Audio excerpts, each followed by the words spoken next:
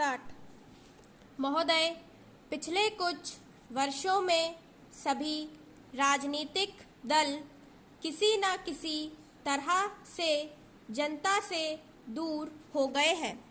आज हम और आप दोनों को अपनी जड़ों को फिर से जमाना होगा। जनता से प्रेरणा लेनी होगी।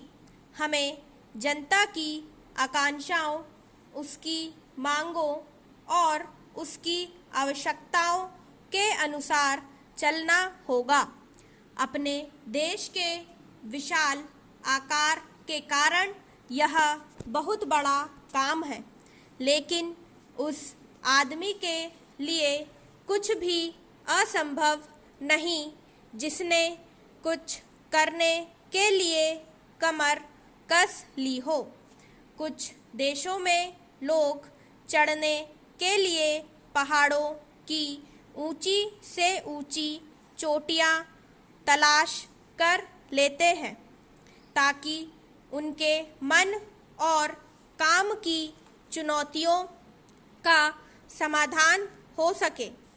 कुछ दूसरे छोटी छोटी नावों में सागरों और महासागरों को पार करने के लिए निकल पड़ते हैं। ये सब असाधारण उद्यम हैं, किंतु हमारी चुनौतियां तो हमारे दरवाजे पर ही दस्तक दे रही हैं। हमें ऊंचे ऊंचे पर्वतों पर या गहरे सागरों तक जाने की आवश्यकता नहीं। हमारे हर गांव में गरीबी है और घर घर में जात पात है। ये वे पर्वत हैं जिन पर हमें चढ़ना है और ये वे महासागर हैं जिनमें हमें पार करना है। मुझे मालूम है कि हम में वह शक्ति है। मैं जानती हूँ कि हम में क्षमता है। केवल प्रश्न है करने का, और मैं आशा करती हूँ कि यह सम्मेलन उस दिशा में ले जाने वाला एक छोटा सा कदम होगा। आदमी के चंद्रमा पर पहुँचने के बाद किसी ने कहा था कि वह कदम रखने वाले के लिए छोटा सा कदम है, किंतु मानव जाति के लिए बहुत बड़ा कदम था। अतः मेरे विचार से आप कह सकते हैं कि आपके लिए यह छोटा कदम होगा, लेकिन यदि आप सफल हुए तो भारत के लिए यह महान कदम होगा। पैराचेंज।